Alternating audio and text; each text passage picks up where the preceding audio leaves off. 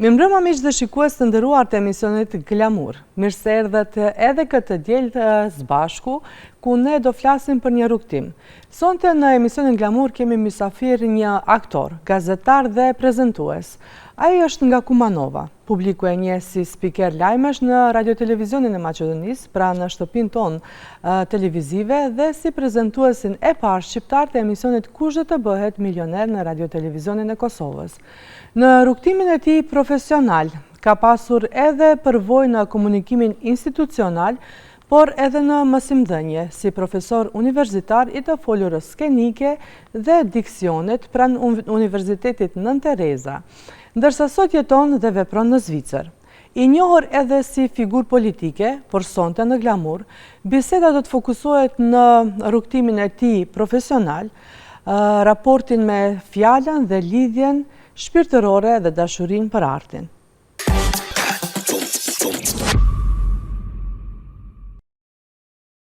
Veton Ibrahimi është aktor, gazetar dhe prezantues shqiptar. Ai është nga Kumanova dhe me një rrugtim profesional të ndërtuar në media, komunikim publik dhe mësimdhënie. Ai gjithashtu njihet për paraqitjen serioze, artikulimin e qartë dhe disiplinën profesionale në ekran. Karrierën e tij në media e ka nisur si spiker lajmesh në radio-televizionin e Maqedonisë, ku u dallua për korrektsinë dhe përgjegjësinë në komunikimin publik. Më pas, ka qenë i angazhuar në radio-televizionin e Kosovës, ku u bë i njohur për publikun e gjerë si prezantuesi i parë shqiptar i emisionit Kush do të bëhet milioner, një format që kërkon përqendrim, autoritet dhe kontroll të plotë të komunikimit në ekran. Formimin e tij artistik e ka marrë në Tiranë, ku ka studiuar aktrimin, një bazë që ka ndikuar drejt për drejt në mënyrën e tij për të folur, prezencën skenike dhe ndërtimin e figurës publike. Për disa vite, ka qenë edhe profesor universitar duke ligjëruar lëndë që lidhen me diksionin dhe të folurën skenike. Në një periudhë të caktuar të karrierës së tij, Veton Ibrahimi ka ushtruar edhe detyrën e zëdhënësit të qeverisë së Maqedonisë së Veriut, një rol i fokusuar në komunikimin institucional dhe marrëdhënien me median, që i ka shtuar përvojë në menaxhimin e fjalës publike dhe përgjegjësinë e informimit. Prej rreth 15 vitesh, ai është larg skenës publike dhe jeton e vepron në Zvicër, duke vazhduar jetën jashtë vëmendjes mediatike, por me një përvojë të pasur profesionale pas vetes.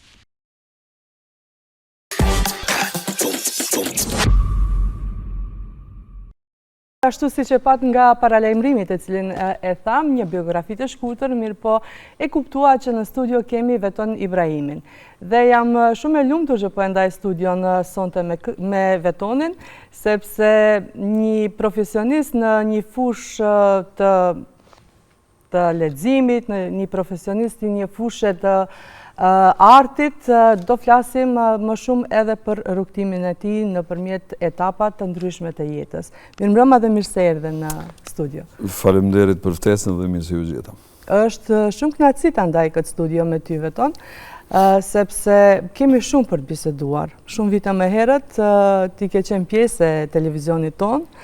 Në anën tjetër e kemi studion tjetër të lajmeve, mirë po si po ndjehesh, si po e përjeton këtë prezencë tënde në televizionin e Maqedonisë? Në fakt ishte ardita një emocion pak i veçantë, sepse mbase prej vitit 2002 që kur unë jam largu prej moderimit ose prezantimit lajmeve si spiker i lajmeve në televizionin tuaj këtu, nuk e dija kam qenë 2 ose 3 herë.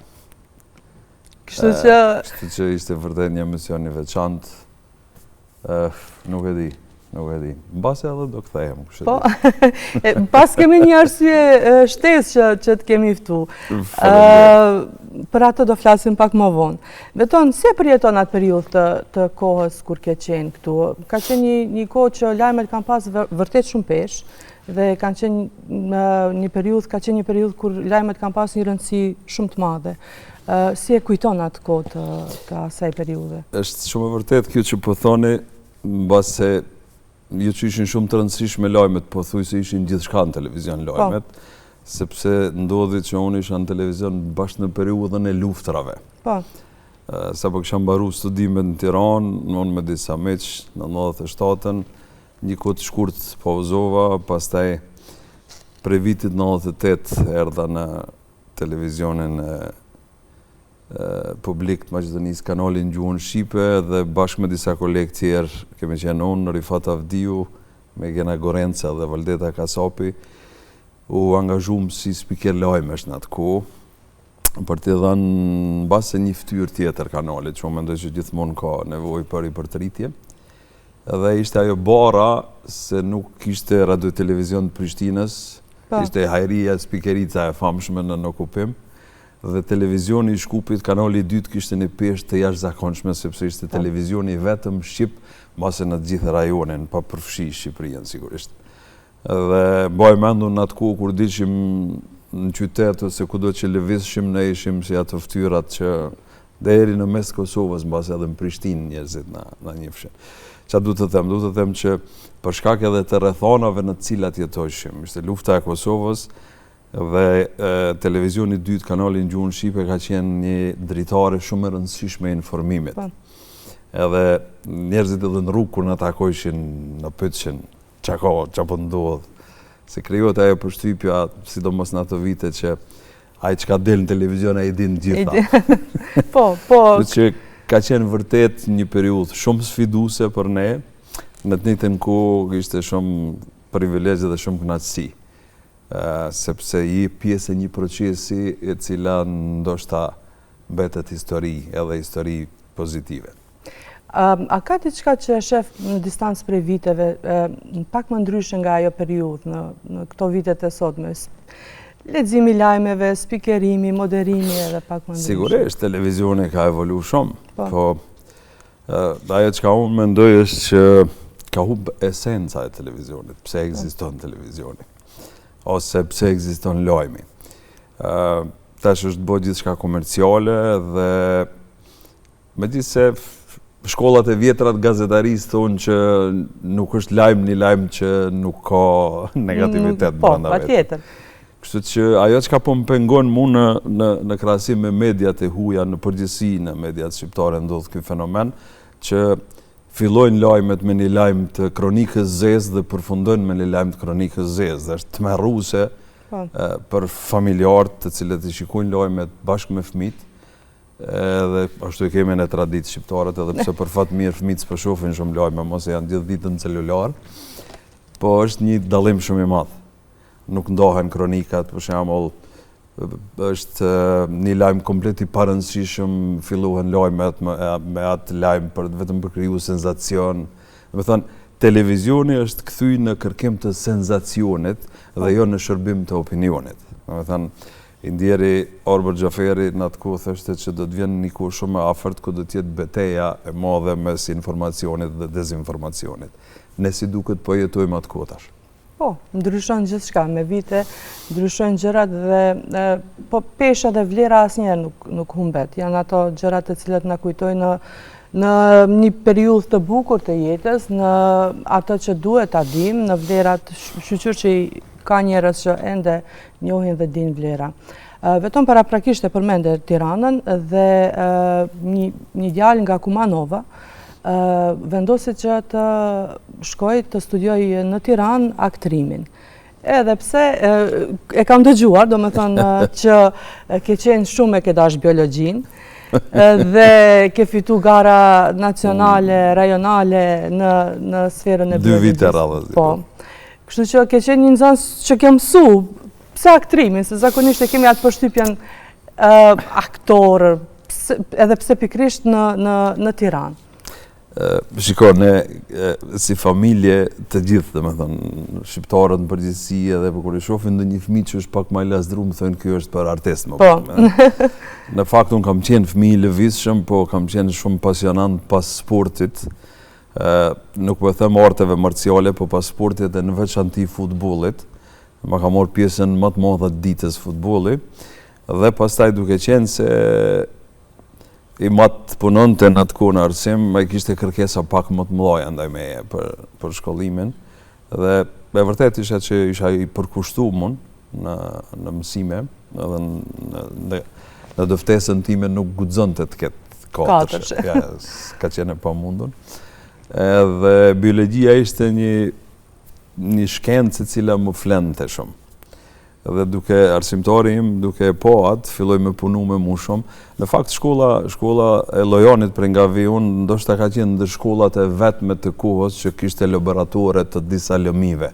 Shamë ne kemi pas laborator të biologjisë, kemi pas laborator të kimisë, kemi pas edhe një lanë që në atë kohë është quajtur BAT, bazat e arsimit teknik. E kam bri edhe unë atë kohë. Pra, edhe ne kemi shku deri aty se kemi pas edhe laborator të prodhimit të fotografisë. Dhe me thënë, nëse ju kujtohet, më parë kanë qenë fotografit me shirit, ne lajshim shiritin dhe prodheshim fotografi. Dhe arsimtari biologjisë punoj shumë me mu, dhe nëzori maksimumin nga unë. Pastaj, ajo peripetia, si çdo prind, baba jam donte të më ketë afër aty, po unë zgjodha aktrimin. Ta shkurtoj pak bashkë me një shok me Osman Ahmetin. Osmanin e kemi taku, unë e kam taku personalisht me Skupi Festivalin dhe me aktivitetet tjera në teatr. Si e kujton atë periudhën e studimeve, periudhën, madje keni këndu, e dëgjova që keni pas një rock band, rockerët e kohës. Edhe thesh, unë me Osmanin për shkollës mesme kemi qenë pothuajse të pandashëm pastaj, shkollë mesme në studime. Sa ishim shkollë të mesme, si rockerat të kohës, ne krijum një band, ishim 4 shok. Unë Osmani ka qenë sa dushi, këndijes, nuk e di ku është më ideal. Kam dëgju që është në Austri. Dhe Osmani ishte gitarist, unë isha vokalist, po ishim në hopat e parë. Ka qenë një profesionist, bujari Preshevës, më kujtuat si e kom bëjemrin, dhe me atë bëshim prova. Pastaj shkum prap me Osmanin me studiu në Tiranë për aktrim, pse Tirana. Nuk e di, mbas se ishte ajo kërkesa që ne kishim ndaj vetës. Ndoshta jeni ndërtu edhe profesionalisht, sepse keni bashkëpunu me profesor shumë të njohur. Pikërisht, duke u nis nga ky fakt se Kosova ishte nën okupim. Edhe pothuajse arsimi ishte në mënyrën e vetë se si ishte improvizum, edhe ne në mes këtyre 2 zgjedhjeve, bëm zgjedhjen e Tiranës, zgjodhëm Tiranën. Vitin e parë kishim problem për të regjistru, për arsye teknike edhe gabimet tonat pak në kohë, u vënum në fakt, sepse kalum kufinin ilegalisht, është një histori e çuditshme. Edhe për t'ja plotësu dëshirën prindve, Osmani u regjistru më duket që në histori, se kam idenë çka, po më duket që në histori unë regjistrova biologji, dhe pastaj vitin pasardhës u pranum në aktrim dhe vazhdu me aktrimin. Ka qenë një përvoje jashtëzakonshme, kemi pas fat në atë kohë që kemi punu me profesorët më eminent të Akademisë Arteve të Bukura në Tiranë, të cilët vazhdojmë pjesë ndërmuese të tyre, të kemi meq, për shembull, Petrit Molaj është sot ambasadori i Shqipërisë në Kosovë, është një nga meqtë tonë shumë të mirë, Kastriot Qaushi, Timo Flokon e kemi pas profesor shoqërues me Xhevdet Ferrin, 4 vite. Në 2 vitet e para Xhevdet Ferri, pastaj Timo Floko. E shumë profesor Ndriçim Xhepa, më thënë, po, kemi rujt marrëdhënie shumë njerëzore pastaj, pasi kemi kryu akademinë, përveç me Timo Flokon i cili lëvizi për Amerikë dhe i kishim hub kontaktet për një periudhë gjatë. Po, pasi unë përfundova studimet, Kastriot Qaushi dhe Petrit Molaj, njëri erdhë rektor në akademi, tjetri dekan në Fakultetin e Arteve Dega Dramës në Tiranë, dhe kemi rujt raporte, po edhe kemi punu bashkë. Kështu që ka qenë ndoshta, unë në shërbimin ushtarak se kam bos, dhe thoi njëzit është përvoj shumë e mirë, po kam studiu jashtë familjes, dhe me thënë, ka qenë një lloj shërbimi ushtarak, sidomos të kesh punë me akademi.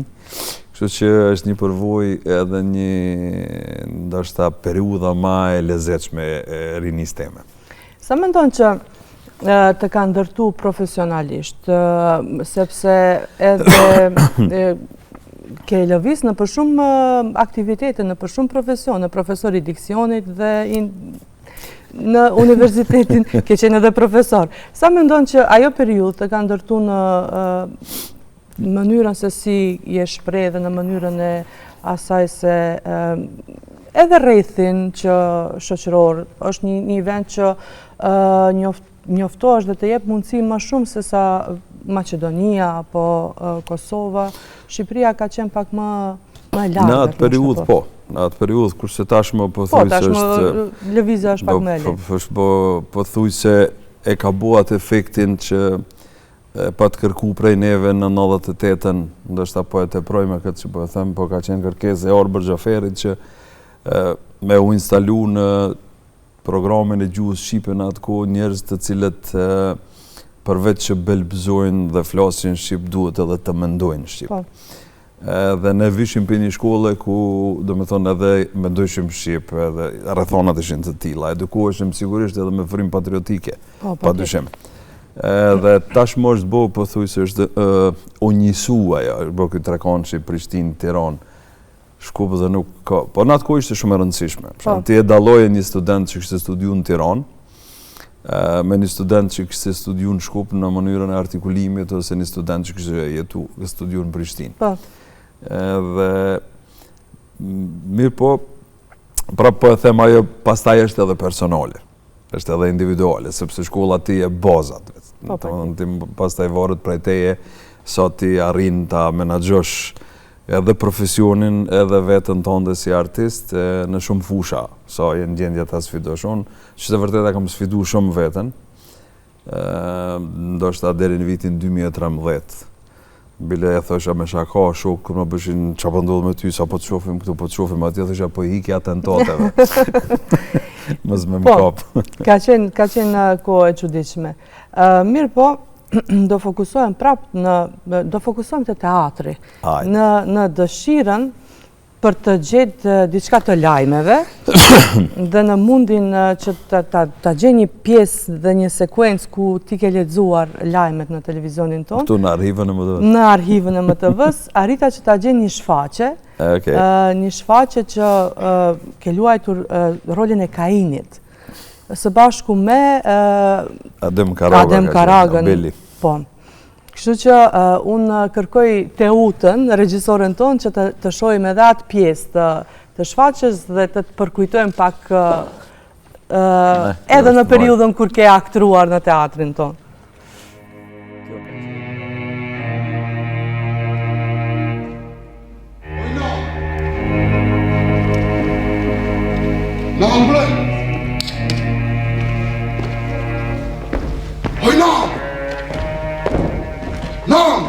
Le nanën tash, Avel.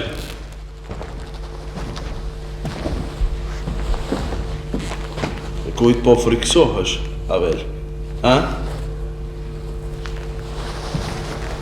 Apo po friksohesh prej liris? Ha, Avel?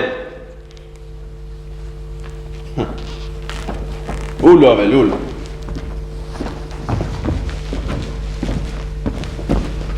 Liria mos u frikso, Avel. Kush friksohet nga liria? Kain, a mbaroj lufta? Ha? E ku ta di unave? Ha? Platoni ka thënë, vetëm të vdekurit e shohin fundin e luftës. E ty, Avel, si po ta merr mendja ty, ha? A jeti gjallë, Avel? A jeti i vdekur? Ha? Si po ta merr mendja, Avel? Ja për shembull unë, Avel. A jam unë i gjallë, a jam unë i vdekur, Avel? Ha?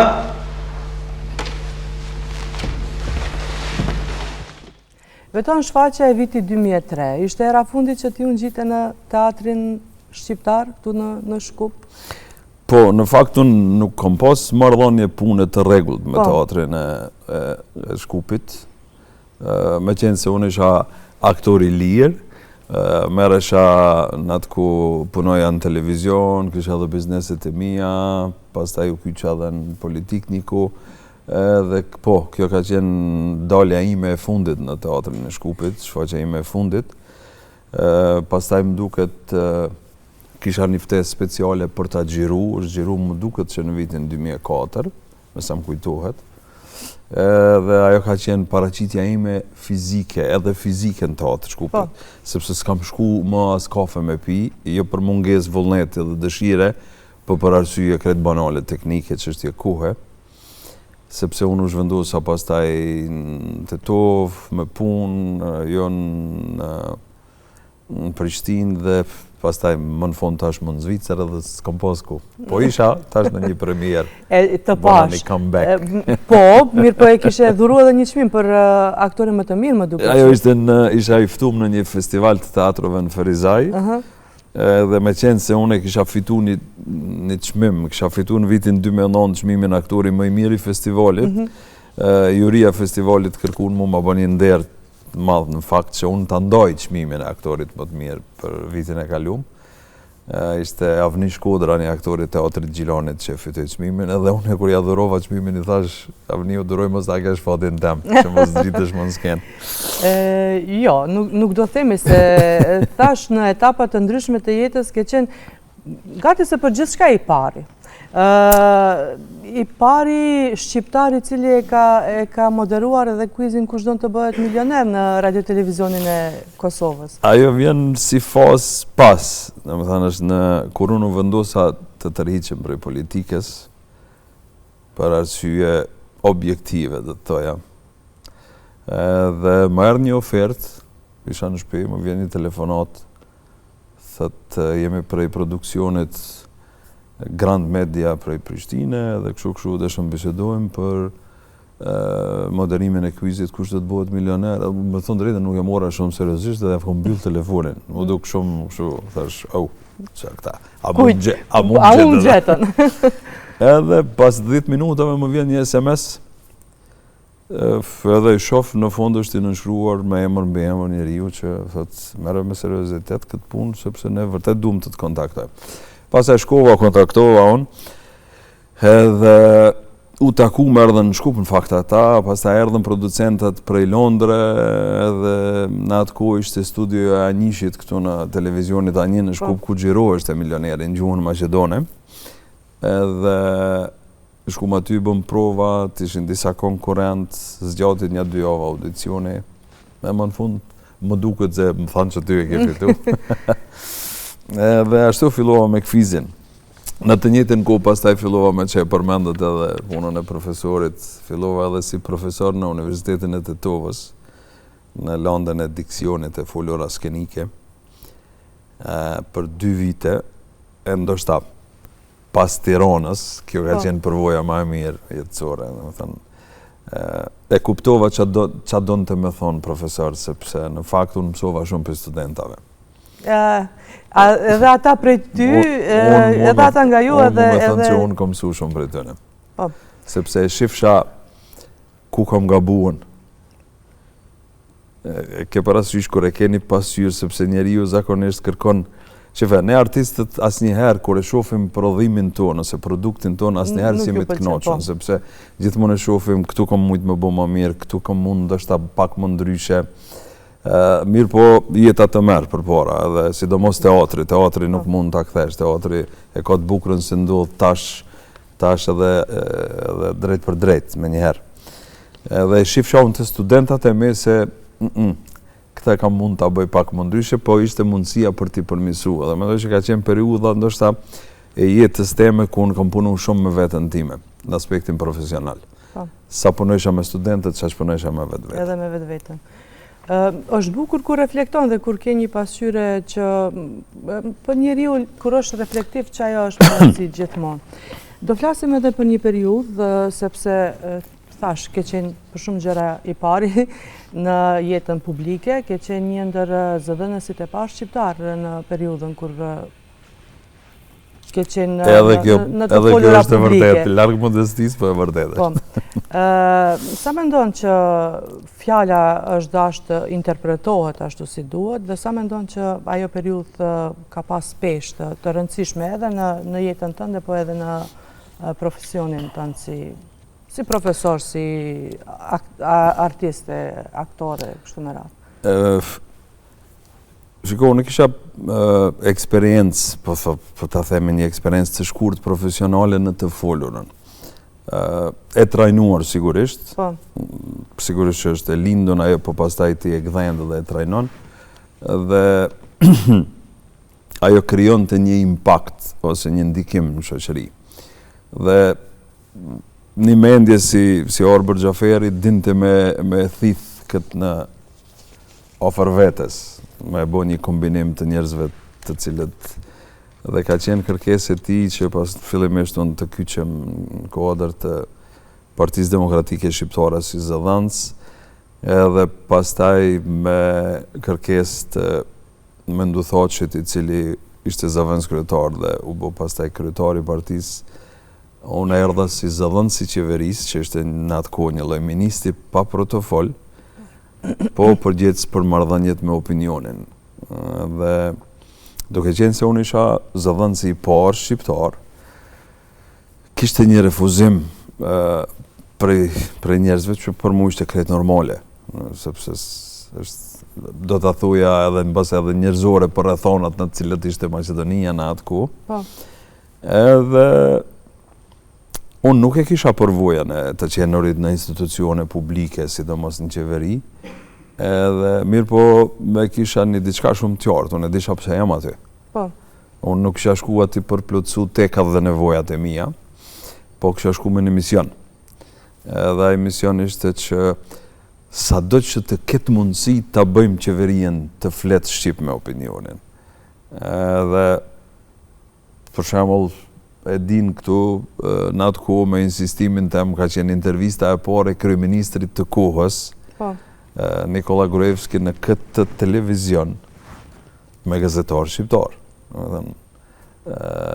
Ka qenë insistimi i ekipit tonë që e kemi pasu për Bajram të madh në xhami. Dhe e shumë sene tjera. Dhe me thonë, nuk është që nuk pat impact kjo.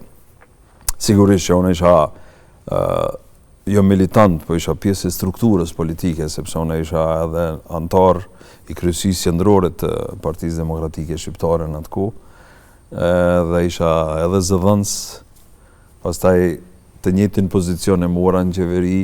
E vërteta është që 4 muajt e para unë pata një sukses të mirë brenda qeverisë, pastaj kjo filloi me i pengu në atë kohë shefit kabinetit Martin Protuger dhe vetë kryeministrit, dhe fillun me më distancu pak. Mirë po me që unë isha i emruar i parë si zëdhënës, ata sollën një tjetër Maqedon, po nuk mi mershin dot kompetencat mu, dhe kishin probleme në komunikim me mediat pastaj. Sepse unë reagova për një çështje krejt banale, fillun me ju nda fonde mediave maqedone, prej zyrës kryeministrit, duke më nashkalu mu dhe nuk i ndajshin mediave shqiptare që ndajshin fonde, në mënyra ndryshme, është një detalj këtë i vogël. Nuk ishte e lehtë, sigurisht që s'ishte e lehtë, mirë po me që unë veç isha pozicionu politikisht, ishte një betejë për mu që duhesh e ta bëja, dhe unë mendoj që e kam bo mirë. Po. Tash veç më 15 vite je të rje komplet nga media, nga prezentimet publike, nga prezentimet institucionale. Si e shef këtë pauzë tënde 15 vjeçare? Unë prej këtu në vitin 2008 lëviza në Kosovë, jetua për disa vite në Prishtinë, ku punoja me kuizin kush do të bëhet milioner. Pastaj edhe aty pata disa probleme, me që isha une militant dhe besnik i madh ndaj parimeve të mia në radhë parë. Dhe fillova të kem problem me politikën e ditës, dhe goditjet ishin të shumanshme dhe ardita unë u detyrova me shku jashtë, nuk është se unë zgjodha me shku jashtë. Dhe ishte ajo që unë nuk desha të nështrohem dhe të thaj parimet e mia. A mendon që ja ka vlejt largimi, a ke bo mirë?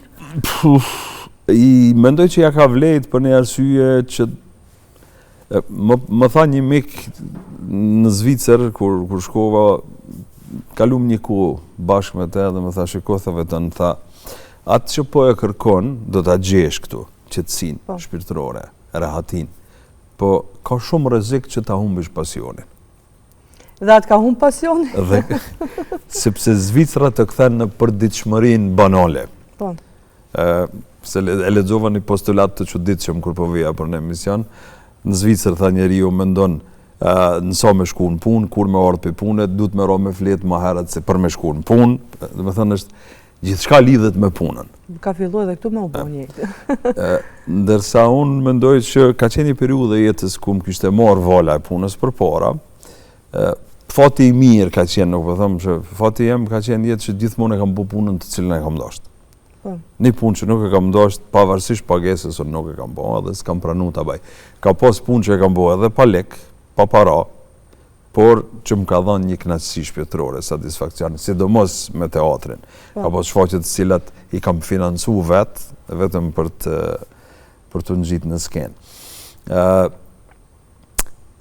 Nuk e kam humbur pasionin. Po e vrej tani që po filloj dal nga dal po kthehem, po e shoh pas ka qenë i skenjum dikon aty, po rikthehet. Po të shofim shumë shpesh. Ke pauzu, po shumë shpesh ke fillu të vish në Maqedoni. Vizita pak më të shpeshta. A do të thotë kjo ndonjë rikthim? Një paralajmërim. Në paralajmërim për rikthim?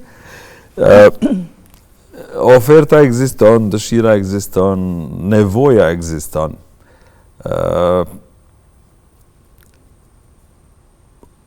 Mu më mungon teatri. Unë jam prej atyne aktorëve që nuk kam shumë simpati për filmin, sepse mendoj që filmi dhe televizioni janë teknologji, ndërsa teatri është ajo potenca ku ti e shef një aktor, se sa ka potencë ta përballon një shfaqje një orë gjys, del në skenë në ora 8 dhe ta shofish deri në ora 10 darkës në skenë dhe ai mos dorëzohet për asnjë moment. Dhe është emocion të cilin ti e ndon me publikun aty para ty, ndërsa televizioni, filmi janë kat, prit, skena kaq, dhe me thonë, ose mund të ndodhë që fillojnë gjyrimet për skenës fundit dhe skena e pare filmi gjyrohet krejt në fund, dhe me thonë, është teknologji, aq më tepër sot ku ka arrit që me inteligjencën artificiale as ju duhet as aktori mu. Kështu që e di që teatri ka hup prej vëmendjes së publikut, si që ka hup gazeta, si që ka hup libri, por unë mendoj që ushqimi më i mirë shpirtëror për publikun është teatri, sepse të shtyn me një klëf e qujon ku të detyron se ti mund të shofish një film në shtëpi, por nuk e fik do të celularin. Nuk fik e dashuria, aty e ndërtu. Ndërsa teatri e fut publiku në një klëf, e detyron ta fik celularin, ja shkëput vëmendjen për gjithë shkaje ordinere të përditshme dhe e fokuson në subjektin të cilin e ka përpara, temën e shfaqjes. Dhe kjo është shumë e rëndësishme. Do të thënë të merr, është një emocion krejt i veçantë. Dhe ushqimi shpirtëror më i mirë, unë mendoj që është teatri, sikundër që është ushqimi më i mirë për trurin libri.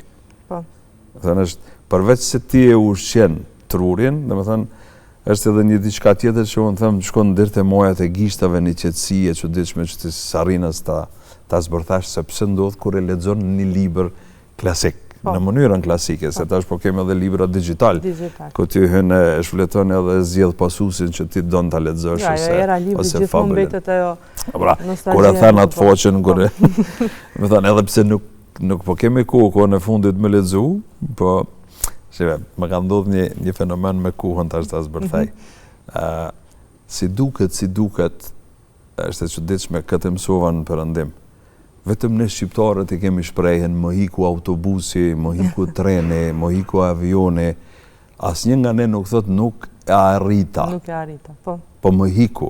Do të thënë, ne si duket nuk e pranojmë dot që ne jemi gjithnjë me vonesë në gjithçka. Edhe gjithçka na hik neve. Që për shembull Perëndim nuk e ndigjon si shprehje, nuk ekziston si shprehje.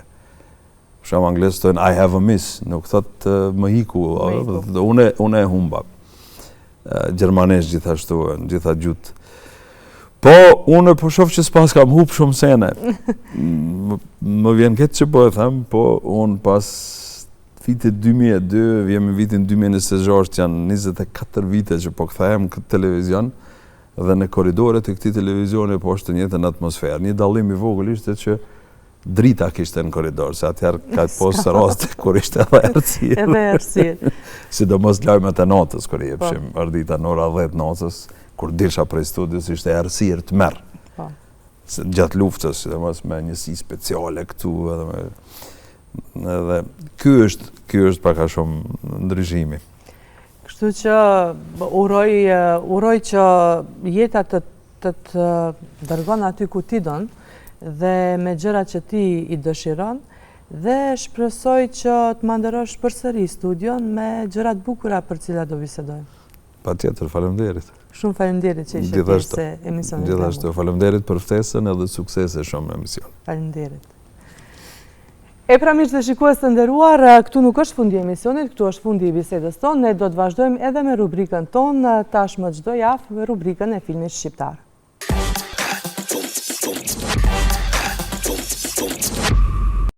Unë ju falenderoj shumë për vëmendjen tuaj. Uroj dhe shpresoj që të keni ngelur të kënaqur nga ky rrugtim të cilin ne transmetuam me shumë dashuri për ju. Sigurisht që ju lë në një takim të radhës sërish të dielën e ardhshme me ndonjë tjetër rrugtim dhe me diçka tjetër të bukur, sigurisht të rezervuar për gjithë ju. E deri atëherë, kalofshi bukur në programet tona dhe mirëmbëjtje.